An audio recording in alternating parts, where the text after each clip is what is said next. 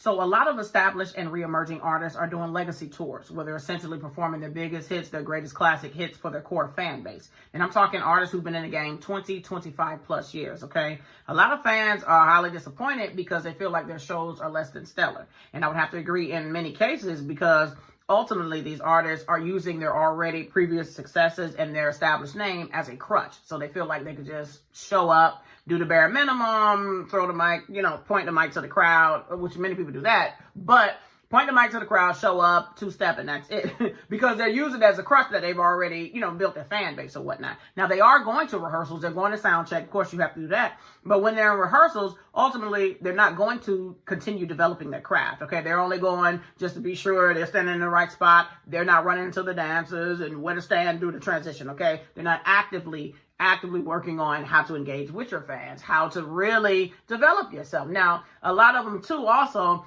because they are trying to kind of blend in with today's younger crowd, because it is a young person's game, no doubt, you know what I'm saying?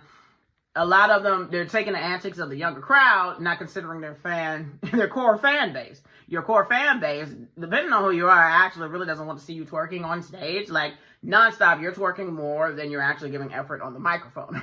Okay? But ultimately, but you got to realize who your fans are. You can't lose sight of that no matter what stage of the game you're in.